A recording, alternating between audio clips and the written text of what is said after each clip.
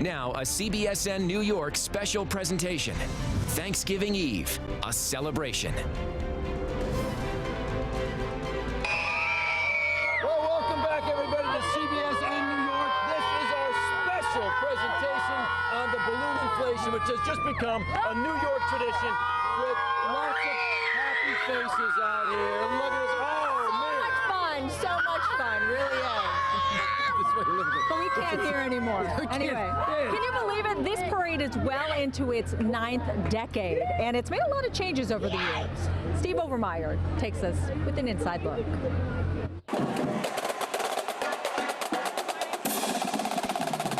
Nothing embodies the spirit of the holiday like Macy's Thanksgiving Day Parade. For 95 years, it's become a Thanksgiving Day staple. 1 million people line New York streets to see the annual Thanksgiving Day Parade. It all began in 1924. The procession was just 2 blocks long and featured animals from the Central Park Zoo. Interestingly enough, by 1927, they stopped with the zoo animals because they scared the children along the way. It was originally known as the Christmas Parade as a way for the nation's largest store to jumpstart the season of shopping. Culminating with Santa Claus at the very end of the parade unveiling the holiday windows on 34th Street. This was the earliest Santa balloon. In fact, Santa Claus has a strong connection to New York. In 1823, New Yorker Clement Clark Moore wrote about the white-haired, red-suited man in A Visit from St. Nicholas. You might know this poem by its more familiar title, The Night Before Christmas. Santa isn't the only star of the show. By 1927, the zoo animals were replaced by giant balloons.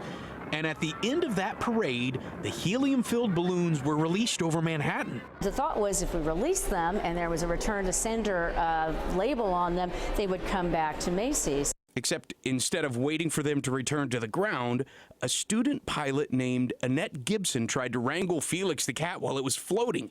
It got tangled in her biplane and crashed. Fortunately, both the pilot and co-pilot survived.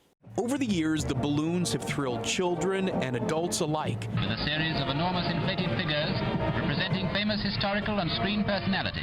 The first balloons floated close to the ground. Even then, their enemy was the wind. Since then, they've gotten bigger and bigger. The only time the wind was way too strong to fly any balloons was 1971. You consider how wide Central Park West is. Pretty wide compared to some American cities, but how wide the balloons are. Some modern balloons reach 6 stories high and require more than 100 handlers. While balloons have been the stars, from the beginning, the workhorses have been the floats. Once just cloth covering a truck, floats have evolved into something more sensational. You see something that is so quintessentially New York. You see the New York City streets, you see the crowds, the excitement, the marching bands. It is such a celebration of the season. New York is such an amplifier of great things, and certainly this parade is no exception. From Felix the Cat to Tom Turkey to Santa Claus, the Macy's Thanksgiving Day Parade embraces tradition, and tradition is what brings people together.